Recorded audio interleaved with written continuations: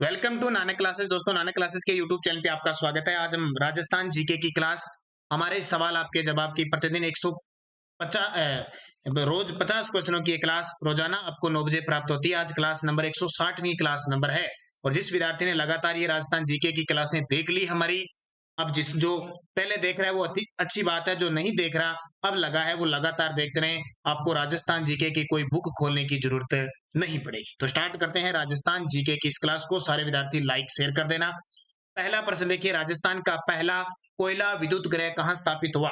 राजस्थान का पहला कोयला विद्युत ग्रह, कोयला विद्युत ग्रह का मतलब होता है तापीय। ठीक है, कोयला जब भी नाम आएगा तापीय। जैसे अब राजस्थान में कट लग रहे हैं ना, बिजली के कितने कट लग रहे हैं, लाइट रह नहीं रही है, टाइम बता दिए इसे। कारण क्या है कि कोयले की कमी है, कमी के कारण अपने जैसे सूरतगढ़ थर्मल पावर है, जो भी जहां भी थर्मल पावर जो बने हुए हैं उसमें सिस्टम छबड़ा 12 कार, यहाँ क्या होता है बिजली में कमी आ जाती है, कटौती इसलिए करते हैं क्योंकि लोड ज्यादा रहता है गर्मी। तो सूरतगढ़ राजस्थान का पहला विद्युत ग्रह कौन सा है? ये राजस्थान का पहला विद्युत ग्रह कोटा। कोयला विद्युत ग्रह पहला कौन सा हो गया?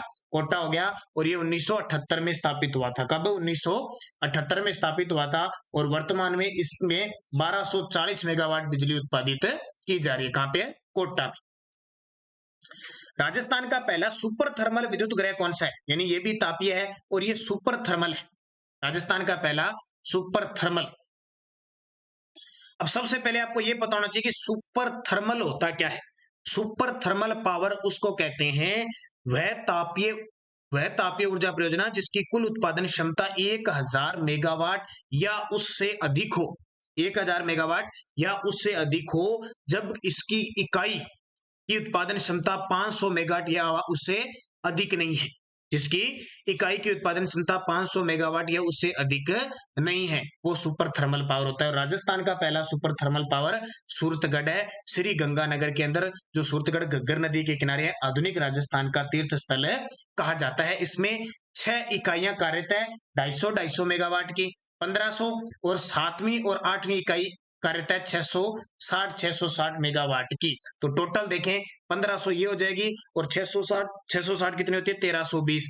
यानी टोटल इसकी जो उत्पादन क्षमता है 2820 मेगावाट है, जो राजस्थान में सर्वाधिक है। राज्य की पहली सुपर क्रिटिकल इकाइयों वाला विद्युत ग्रह तापीय ग्रह कौन सा है? सुपर क्रिटिकल इकाइयों वाला। अब देखो, सुपर थर्मल पावर तो मैंने ये बता दिया। ये क्रिटिकल क्या होता है? क्रिटिकल वो होता है जिसकी उत्पादन क्षमता, विद्युत उत्पादन क्षमता 1000 मेगावाट हो और जिसकी इकाई, इसकी प्रत्येक इकाई 500 मेगावाट से कम न हो। 500 मेगावाट से कम न हो। और सुपर थर्मल पावर होता है 1000 मेगावाट से अधिक बिजली उत्पादित और जिसकी इकाई 500 से बड़ी नहीं हो, वो होती है। तो इन दोनों में याद रखना। तो सुपर क्रिटिकल इकाई पूछे तो 12, और 12 में भी कहा छबड़ा 12 के अंदर वर्तमान में यहाँ 2320 मेगावाट बिजली उत्पादित की जा रही है। 6 इकाइयां स्थापित है। 2 प्रश्न बनते हैं। राजस्थान में सबसे ज्यादा तापीय विद्युत स्थापित करने वाला ग्रह सूरतगढ़, सबसे ज्यादा उत्पादन क्षमता छबड़ा 12, पहला कौन सा? कोटा। काली सिंध तापीय परियोजना किस जिले में? देखो, वीडियो मेंस का एग्जाम है, रीट का एग्जाम, सेकंड ग्रेड, अब तो फर्स्ट ग्रेड भी आ गई है। हर एग्जाम के लिए खनिज संसाधन, ऊर्जा का, उद्योग का ये टॉपिक बहुत इंपॉर्टेंट है, इसलिए मैं उद्योग और ऊर्जा संसाधन सारी चीजें क्लियर करता आ रहा हूं। तो इसको अच्छे तरीके से पढ़ लेना। कोई भी है, अब देखना आपको क्लियर पड़ेगा रोज अच्छे तरीके से अगर पढ़ोगे तो आप। काली सिंध तापीय परियोजना किस जिले में है? तो काली सिंध कहां पे? झालावाड़ के अंदर है। काली सिंध तापीय परियोजना झालावाड़ में है। यहाँ पर सिर्फ 2 इकाइयां कार्यरत है।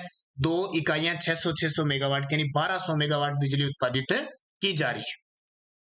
सतपुड़ा विद्युत तापीय ग्रह से राज्य को विद्युत प्राप्त होती है। सतपुड़ा विद्युत तापीय ग्रह से राज्य को कितनी विद्युत प्राप्त होती है? तो 125 मेगावाट। कितनी? 125 मेगावाट। अब यहां से क्वेश्चन ये आएगा कि सतपुड़ा विद्युत ग्रह है वो किन राज्यों की संयुक्त परियोजना? एक तो अपने राजस्थान की होगी, एक मध्य प्रदेश की होगी और एक गुजरात की संयुक्त परियोजना होगी। इसको याद रख लेना और इसको याद रखना। तो मैं उसी रिलेटिव से आपको प्रश्न दे रहा हूं। देखो लगातार है ना, तो तापीय से। हाडुला तापीय परियोजना किस जिले में है? हाडुला तापीय परियोजना किस जिले के अंदर है? तो हाडुला तापीय परियोजना बीकानेर के अंदर है। कहां पे? बीकानेर में स्थित है। तो इसको अच्छे तरीके से याद रखना। अब बीकानेर की बात आती है तो बीकानेर में एक तो नेवली या नेवेली ये भी है, जहां से 500 मेगावाट बिजली उत्पादित की जा रही है। बीकानेर की बात करें तो यहाँ बरसिंहसर, बरसिंह सर है, मैंने कल बताया था 2 इंटू 250 मेगावाट बिजली उत्पादित की जा रही है। इसके अलावा बाड़मेर में पिछले वीडियो में बताया था। अब जो कंटिन्यूस वीडियो लेगा ना, जैसे कल मैंने कुछ इन विद्युत के बारे में बताया था, अब तापीय, सौर ऊर्जा और बायोमेस में सारे कंटिन्यूस लेकर आ रहा हूँ 10-10% रोज की। बाड़मेर में हमने बात की थी कपूरडी और जालीपाय, कपूरडी और जालीपाय। अगला देखो, कवई तापीय विद्युत परियोजना किस जिले में है? कवई तापीय, अब पेपर में सीधे ही आएंगे, इतना ही आएगा, जिला ही पूछा जाएगा। कवई तापीय विद्युत परियोजना किस जिले के अंदर है? तो 12 जिले के अंदर है। कहां पे? 12 में। और यहाँ भी 2 इकाइयां चल रही है 660 मेगावाट की। अगला प्रश्न देखो, सूती वस्त्र उद्योग के बारे में असत्य कथन बताइए। सूती वस्त्र उद्योग के बारे में असत्य कथन बताना। अभी उद्योगों के प्रश्न आगे कुछ देखो, प्रथम मिल ब्यावर में स्थापित हुई थी। प्रथम मिल ब्यावर में, बिल्कुल सही है। द्वितीय मिल भी ब्यावर में स्थापित हुई थी, ये भी सही है। तृतीय मिल भी ब्यावर में स्थापित हुई थी, ये भी सही है। चतुर्थ मिल श्री गंगानगर में स्थापित हुई थी, ये गलत है। अब आप सोचोगे सर ब्यावर ब्यावर कैसे हुआ? प्रथम मिल स्थापित हुई थी 1889 में the Krishna mill limited, Beawar में, सही है। दूसरी मिल स्थापित हुई थी 1906 में एडवर्ड्स मिल ब्यावर अजमेर में, वो भी, अब नाम भी याद रखना। और तृतीय मिल 1955 के आसपास श्री महालक्ष्मी मिल स्थापित हुई थी, 3। और चौथी हुई थी गुलाबपुरा भीलवाड़ा के अंदर, गुलाबपुरा भीलवाड़ा के अंदर स्थापित हुई थी। ये सारी चीजें आपको अच्छे तरीके से याद रखनी है सूती वस्त्र के बारे में। अगला देखो, राजस्थान की सबसे बड़ी सूती वस्त्र मिल है। राजस्थान की सबसे बड़ी सूती वस्त्र मिल कौन सी है? और अक्सर पेपर में बार बार आती है, उमेद मिल, महाराजा उमेद सिंह मिल, जो कहां पे है? पाली के अंदर स्थित है। और ये कब स्थापित हुई? 1939 के अंदर स्थापित हुई थी। निम्न में से कौन सी सूती वस्त्र मिल सार्वजनिक क्षेत्र की नहीं है? आपको प्रश्न ऐसे मिलेंगे, तब कह रहा हूं कि आपको किताब पढ़ने की जरूरत नहीं है। और एक बड़ा काम आपके लिए किया जा रहा है, बड़ा ही आसान। ये 50 क्वेश्चनों का जो वीडियो मिल रहा है, ये तो मिल रहा है। इसके अलावा हमने एक नया काम शुरू कर दिया, 50 क्वेश्चन, 50 दिन, 50 टॉपिक, मात्र 50 रुपए में। ये आपको मिलेगा हमारे नानक क्लासेज ऐप पे। बहुत सारे विद्यार्थियों ने डाउनलोड कर रखा है, जिसने नहीं किया वो प्ले स्टोर में जाके नानक क्लासेज NK लिखा होगा, मार्का ये देखो है, आज ही ज्वाइन कीजिए, क्योंकि 1 मई से लेकर 3 मई तक आपको ऑफर चल रहा है, उसमें सिर्फ 50 रुपए। देखो बहुत बड़ी बात है, आप ये कीमत देखिए, 50 रुपए में 50 दिन, कितने? 50 दिन। और रोज की क्लास एक, हर रोज 50% मिलेंगे, टेस्ट होगा, और 50 टॉपिक अगर राजस्थान के पूरे हो जाते हैं तो इंडिया के भी इसमें टॉपिक मिलेंगे। 50 दिन का सफर चलेगा, और हर एक टॉपिक के लिए उसमें जब आप ऐप पे जाके स्टोर में जाओगे, या सीधा ही आपको सामने मिल जाएगा, उस पर क्लिक करोगे ऐसे पोस्टर पे, तो वहां आपको PDF भी मिलेगी, किसकी? कि 50 दिनों के अंदर कौन कौन से टॉपिक का टेस्ट होगा। जैसे 1 मई से स्टार्ट हो रहा है, 1 मई को किसका टेस्ट होगा, 2 मई को किसका, टॉपिक भी दिए गए हैं। तो इसका फायदा उठा लीजिए। आपको नानक क्लासेज ऐप पे जाना है, 50%, 50 दिन, 50 टॉपिक, मात्र 50 रुपए में, यानी मात्र 50 रुपए में आपको इतना बड़ा काम मिल रहा है। और हर एक टॉपिक से क्वेश्चन, और क्वेश्चन आपको शानदार क्वेश्चन मिलेंगे, चाहे सेकंड ग्रेड देना, चाहे first grade, REET, Rajasthan police, PTI, इसके अलावा कंप्यूटर अनुदेशक, और बड़ी बात LDC की भर्ती आ रही है 12 से 14,000। तो ये अगले 6 महीने आपके लिए बड़े शानदार है। राजस्थान जीके के लिए आप ये जरूर काम करें। मेरे कहने पर स्पेशल मेरे द्वारा ये क्वेश्चन बनाए गए हैं, ऐप के ऊपर ये टेस्ट है, और टॉपिक मिलता रहेगा, टॉपिक सारे हैं, उस टॉपिक वाइज आप टेस्ट दोगे, आपको आनंद भी आएगा, और सिर्फ 50 रुपए आपके लिए देगी। तो आज ही ज्वाइन करना है आपको। नानक क्लासेज सुविधा उपलब्ध हो चुकी है, वहां पे 50 रुपए सिर्फ आपको देने हैं, और अगले 50 दिन इस राजस्थान जीके का फायदा उठाइए। तो क्वेश्चन क्या है, निम्न में से कौन सी सूती वस्त्र मिल सार्वजनिक क्षेत्र की नहीं है? सार्वजनिक का मतलब क्या होता है? सरकारी क्षेत्र की नहीं है। तो कौन सी नहीं है? तो गुलाबपुरा मिल्स जो भीलवाड़ा वाली है, ये नहीं है। देखो एडवर्ड्स मिल ब्यावर वाली है, महालक्ष्मी मिल ब्यावर वाली है, विजय कॉटन मिल्स विजयनगर, ये तीनों की तीनों है। तो ये तीनों क्या है? सरकारी है, जबकि ये गुलाबपुरा जो है भीलवाड़ा की, ये सहकारी क्षेत्र की है, क्योंकि एक निजी होती है, एक सार्वजनिक होती है, और एक सहकारी क्षेत्र की होती है। निम्न में से कौन सी सहकारी क्षेत्र की सूती वस्त्र मिल नहीं है?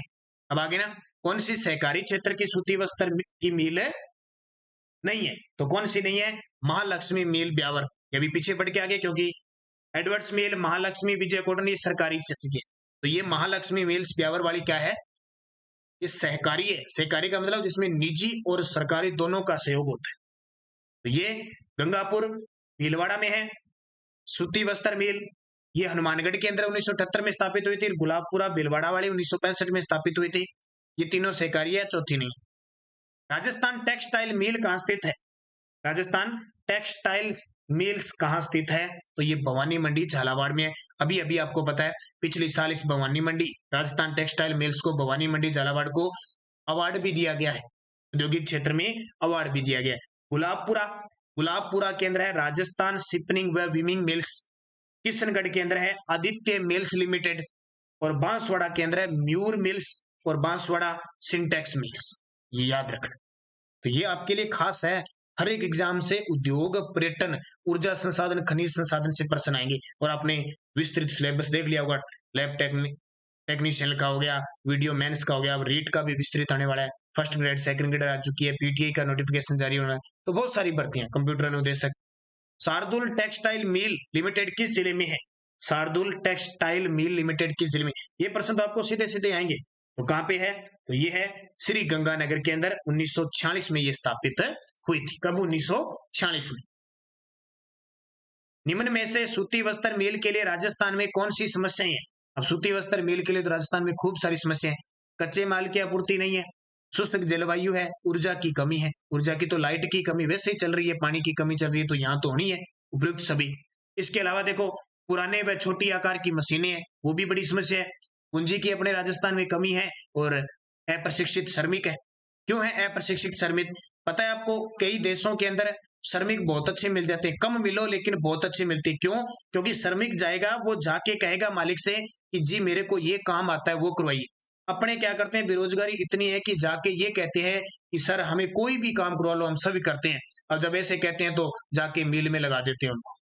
बड़ी बड़ी डिग्रियां धारी होते हैं, वो मिल में काम करते हैं। उनको पढ़ने लिखने का काम था, वो मिल में काम करने लग जाते हैं, बुनकर के काम करने लग जाते हैं। तो अपने राजस्थान के अंदर तो ये, राजस्थान क्या भारत में भी ऐसी समस्या है कि कोई अगर श्रमिक जाएगा तो वो निपुण किसी में नहीं होगा, वो जाते कहेगा मेरे को कोई काम करवा लो।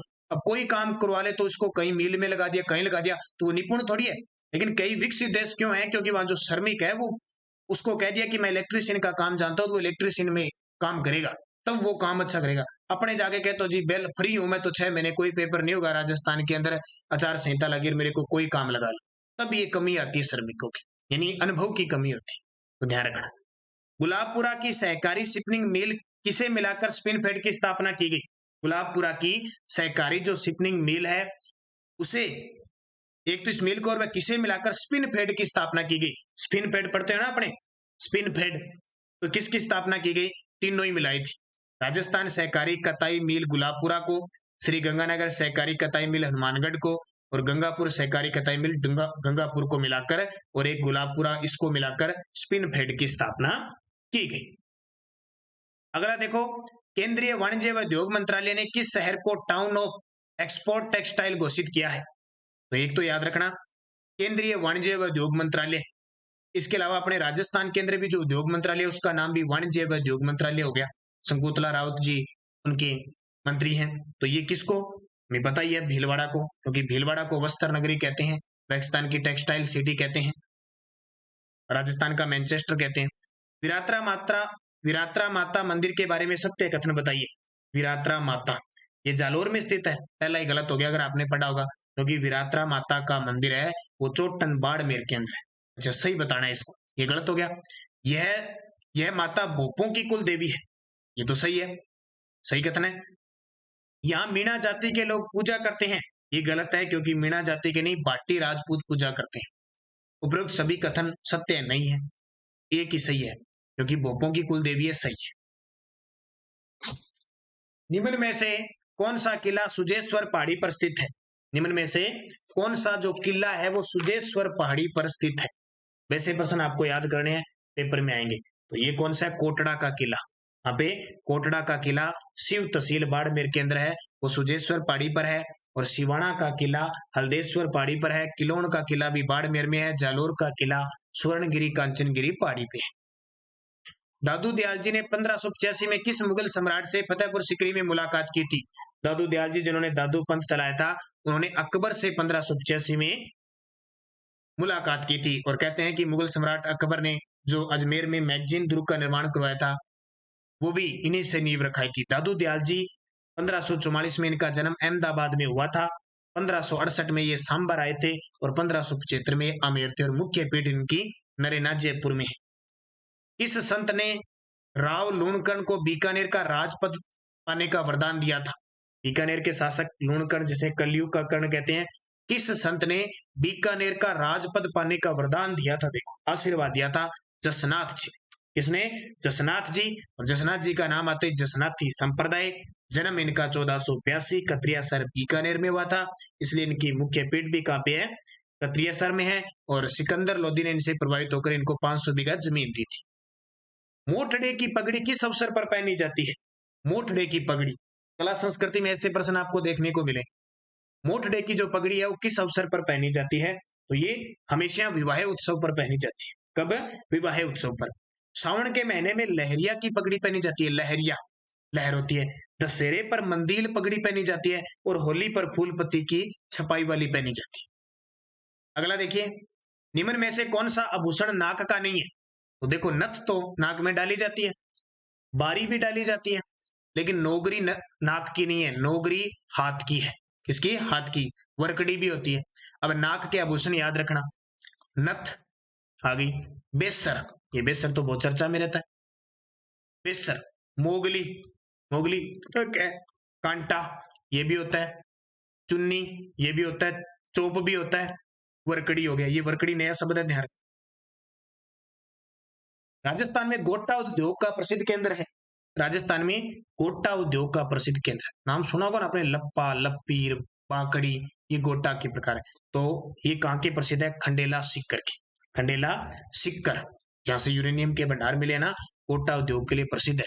होता क्या है गोटा? वस्त्र को भड़कीला बनाने के लिए गोटा टांगते हैं।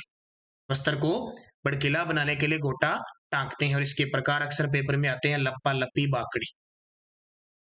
अगला देखिए, जयपुर के किस शासक के समय सूरत खाना, खन्ना नहीं खाना, थोड़ी सी आज कुछ मिस्टेक है, अमेर से जयपुर आ गया था? जयपुर के किस शासक के समय सूरत खाना अमेर से जयपुर आ गया था?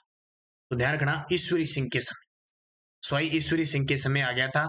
और इनके खास चित्रकार थे साहिब राम, जिन्होंने ईश्वरी सिंह का आदमकद चित्र बनाया था। और पहला आदमकद पोर्ट्रेट, बड़े बड़े व्यक्ति के चित्र होते हैं उसको आदमकद कहते हैं। तो ध्यान रखना, सूरत खाना इनके समय आ गया था, जगत सिंह के समय स्थापित हुआ था। जोधपुर में सचिया माता के मंदिर का निर्माण किस शताब्दी में हुआ? जोधपुर में सचिया माता के मंदिर का निर्माण किस शताब्दी में हुआ? 7वीं शताब्दी में। और ये गुर्जर प्रतिहार शैली में बना हुआ है। सचिया माता के मंदिर, महावीर मंदिर, हरिहर मंदिर, ये सारे ओसिया के मंदिर है। ओसिया में मंदिर है, ओसिया जोधपुर में, जिसे राजस्थान का भुवनेश्वर कहते हैं। फिर देखिए, दुर्ग के बारे में बताना है, असत्य कथन बताइए। देखो, बटनेर दुर्ग गग्गर नदी के किनारे है, बिल्कुल सही है। अमेर दुर्ग नागौर में है, ये तो सीधा ही पड़ा है। अमेर दुर्ग कहाँ पे है? अमेर दुर्ग अमेर जयपुर के अंदर है, जिसका निर्माण मानसिंह प्रथम ने करवाया था। जैसलमेर का किला त्रिकुट पहाड़ी पे है, बिल्कुल सही है। भैंसरोडगढ़ का किला एक जल दुर्ग है, ये सही है। ऐसे प्रश्न आपको मिलेंगे। बूंदी स्थित रानी जी की बावड़ी का निर्माण किसने करवाया?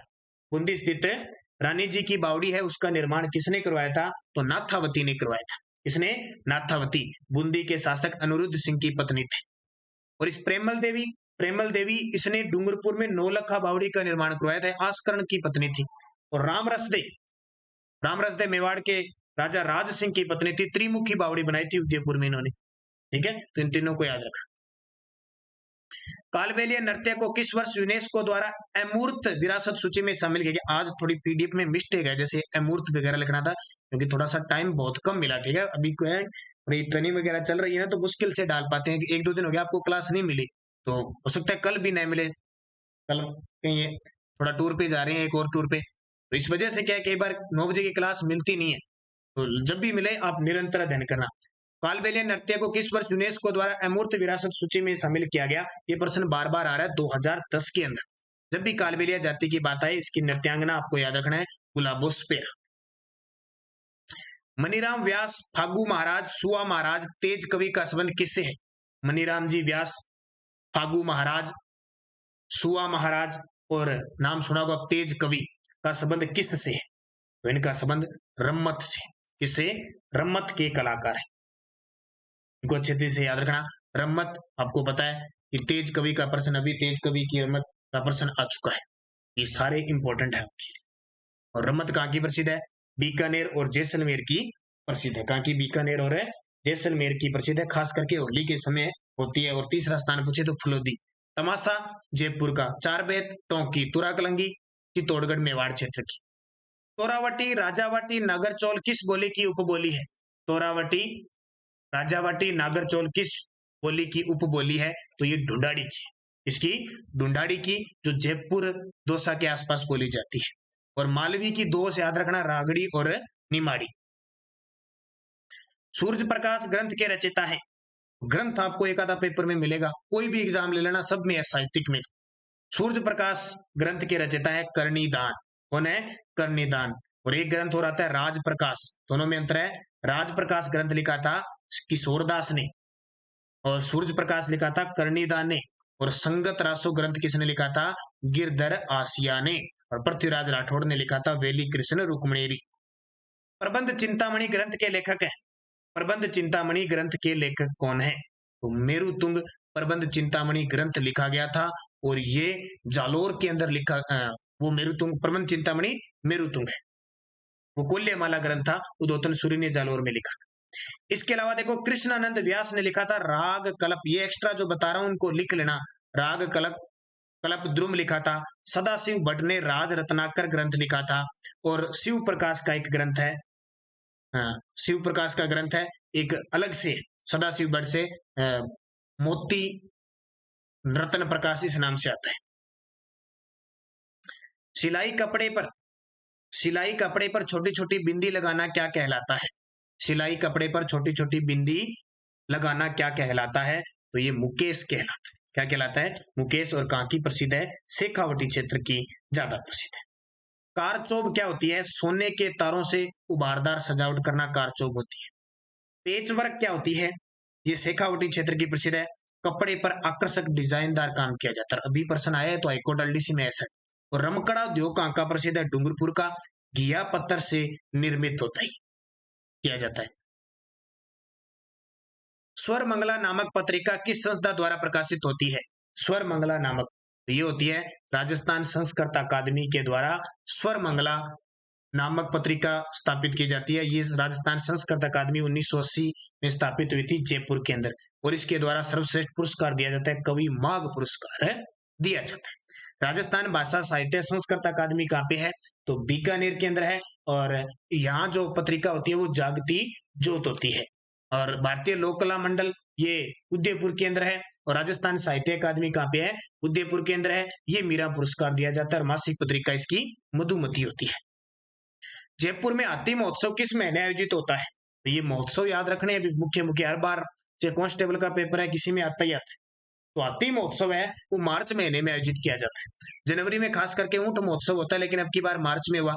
फरवरी में मरु महोत्सव और थार महोत्सव आयोजित किए जाते हैं। और पतंग महोत्सव ये भी मकर संक्रांति पर होती है। वह गीत जिसमें रामलीला कृष्ण लीला का वर्णन होता है, वह गीत जिसमें रामलीला कृष्ण लीला का वर्णन होता है, वह गीत होता है हरजस। ठीक है, हरजस क्या है? एक भक्ति गीत है। रामलीला कृष्ण लीला के भजन गाए जाते हैं। गोरबंद आपको पता ही है, ऊंट का जब श्रृंगार किया जाता है तब गीत गाया जाता है। सिठने क्या होता है? गाली गीत है। और गुड़ला, मारवाड़ में कुंवारी कन्या गुड़ला नृत्य करती है, गीत गाती है। 1857 की क्रांति के समय ब्यावर छावनी किस रेजिमेंट में आती थी? 1857 की समय 6 छावनियां थी ना, जिसका सूत्र हम पढ़ते हैं नानी ऐब देख। क्या? नानी ऐब देख। नसीराबाद, नीमच, एरनपुरा, ब्यावर, देवली, खेरवाड़। अभी पूछ रहा है ब्यावर, ब्यावर कहाँ पे? अजमेर में। तो ये आती थी मेर रेजिमेंट के अंदर। कहा? मेर रेजिमेंट के अंदर आती थी। जैसे भील रेजिमेंट के अंदर खेरवाड़ा आती थी, कोटा रेजिमेंट के अंदर देवली आती थी, और एरनपुरा छावनी जोधपुर रीजन के अंदर आती थी। ऐसे तो ये इंपॉर्टेंट है आपके लिए ऐसे पर्सन, क्योंकि छोटे मोटे पर्सन आजकल सारे आगे। 1857 की क्रांति के शासक थे, या थोड़ा सा टोंक के शासक थे। आज पीडीएफ में काफी गलतियां हैं थोड़ी। 1857 की क्रांति के समय टोंक के नवाब कौन थे या शासक कौन थे? तो ये थे वजीरुद्दौला। कौन थे? वजीरुद्दौला। क्योंकि टोंक में जो राजा होता था उसको नवाब कहते थे, इसलिए नवाबों की नगरी टोंक। और ये विनय सिंह, ये अलवर का शासक था। शिव सिंह सिरोही का शासक था। अमीर का पिंडारी टोंक का संस्थापक माना जाता है। औरंगजेब के उत्तराधिकारी संघर्ष में म्यूजियम का साथ जयपुर में किसने दिया? जयपुर में किसने दिया? यानी औरंगजेब की 1707 में मृत्यु हुई थी, एक युद्ध हुआ था, जाजऊ का युद्ध हुआ था, उसमें एक तो आजम था औरंगजेब का पुत्र, एक था म्यूजियम। म्यूजियम और आजम दोनों थे। इसमें हारा कौन? आजम। जीता कौन? म्यूजियम। और किस नाम से गद्दी पर बैठा? बहादुर शाह। इसने आमेर का नाम मोमिनाबाद कर दिया था। अब इस म्यूजियम का साथ विजय सिंह ने दिया, आजम का साथ जय सिंह ने दिया था, जय सिंह द्वितीय। ठीक है, तो ये पूछ रहे हैं म्यूजियम का साथ विजय सिंह ने दिया था, इस वजह से तो जय सिंह को गद्दी से म्यूजियम उतार देता है। म्यूजियम जो बहादुर शाह होता है, फिर देबारी समझौता होता है, काफी लंबी कहानी। अर्णोराज के बारे में सत्य कथन बताइए। अर्णोराज, इसने आना सागर झील का निर्माण करवाया था, सही है। पुष्कर में राम मंदिर का निर्माण करवाया था, ये भी सही है। यह गुजरात के कुमारपाल से हार गया था, ये भी सही है। इसकी हत्या जगमाल ने की थी, ये गलत है, क्योंकि इसकी हत्या जगदेव ने की थी। इसने जगदेव ने हत्या की थी, उसे चौहानों का पितृहंता कहते हैं। विषम घाटी पंचानंद की उपाधि किस शासक को प्राप्त है? जानते हो, मेवाड़ का उदारक विषम घाटी पंचानंद की उपाधि ये हमीर सिसोदिया को प्राप्त है और कीर्ति स्तंभ प्रशस्ति में इस उपाधि से नवाजा गया है। बप्पा रावल ने 1734 ईस्वी में चित्तौड़गढ़ में मानमौर्य को परास्त करके चित्तौड़गढ़ जीता, इसकी जानकारी मिलती है। मानमौर्य को परास्त करके 734 है, ये 1700 भी नहीं है, 734 ईस्वी में। आज मैंने कह दिया ना आपको, पीडीएफ में काफी समस्या है थोड़ी सी। जीता, इसकी जानकारी मिलती है राज प्रशस्ति में। कहा? राज प्रशस्ति में। केवलादेव घना पक्षी अभयारण्य राज्य के किस जलवायु प्रदेश में आता है? केवलादेव घना पक्षी अभयारण्य, अब आपको पता होगा कि ये किस क्षेत्र में आता है, तो भरतपुर क्षेत्र। तो इसका उत्तर हो जाएगा आर्द्र जलवायु प्रदेश के अंदर आता है केवलादेव घना पक्षी अभयारण्य। राजस्थान का कौन सा कृषि जलवायु खंड क्षेत्रफल की दृष्टि से सबसे बड़ा कृषि जलवायु खंड है? क्षेत्रफल की दृष्टि से तो शुष्क पश्चिमी मैदानी खंड सबसे बड़ा है, 10 जलवायु खंड है। राजस्थान में शीत ऋतु की समय अवधि सामान्यतः क्या रहती है? राजस्थान में जो शीत ऋतु होती है वो कब से कब होती है? तो ये तो सिंपल हमें पता है, दिसंबर से लेकर फरवरी तक होती है। राजस्थान में जलोढ़ कछारी मिट्टी के विस्तार क्षेत्र कौन सा है? जलोढ़ यानी जलोढ़ मिट्टी जो जल के द्वारा बहाकर लाएगी, उसको दोमट मिट्टी या कछारी मिट्टी हम कह सकते हैं। तो वो अलवर, भरतपुर, धौलपुर में भी है, जयपुर टोंक में भी है, सवाईमाधोपुर में यानी पूर्वी राजस्थान के अंदर है। तो प्रयुक्त सभी। और मृदा अपर्दन के निम्नलिखित में से किस प्रकार से राजस्थान का सर्वाधिक क्षेत्र प्रभावित है? सबसे ज्यादा जो प्रभावित है वो वायु अपर्दन से है। 2 नंबर पे आता है जल अपर्दन से, और तीसरा होता है चादरी अपर्दन से। इसका उत्तर हो जाएगा वायु अपर्दन। अब जैसे पश्चिमी राजस्थान में ये हाल है, मिट्टी एक जगह से दूसरी जगह कितनी जा रही है, ये सबसे ज्यादा हवा अपर्दन है। राजस्थान के चूरू जिले में कोपेन वर्गीकरण के अनुसार किस प्रकार की जलवायु स्थित है? चूरू जिला किस में आएगा? पश्चिमी क्षेत्र में आएगा, BWHW। आज का अंतिम प्रश्न, राजस्थान में एल्पिसोल्स मृदाएं निम्न में से कहां पाई जाती है? मिट्टी को अच्छी तरीके से पढ़ के जाना पेपर में, क्योंकि सिर्फ वैज्ञानिक नाम पूछ लेगा, अगर आपको पता नहीं होगा तो आप गलत करते। एल्पिसोल्स का मतलब था जलोढ़ मिट्टी, और ये जयपुर के अंदर पाई जाती है। ये आपके 50% हो गए। जब भी आपको 9 बजे क्लास मिले, शानदार क्लास मिलेगी, आपको कोई बुक पढ़ने की जरूरत नहीं। अगर आप निरंतर अध्ययन करते रहे, ऐसे नहीं 5 दिन पढ़ ली, 2 दिन पढ़ी नहीं, 4 दिन पढ़ ली, 3 दिन नहीं पढ़ी, तो आपको बुक पढ़नी पड़ेगी। अगर रोज कंटिन्यूज आप इस क्लास में हो तो आपको अच्छे तरीके से, बाकी वो टेस्ट प्रक्रिया ये ले लेना, ऐप में बड़ी शानदार है। महज 50 रुपए, 50 दिन, 50%, 50 टॉपिक, बड़ी कारागार साबित होगी। आपके लिए स्पेशल ये मुहिम स्टार्ट की है। तो धन्यवाद, जय हिंद, जय भारत।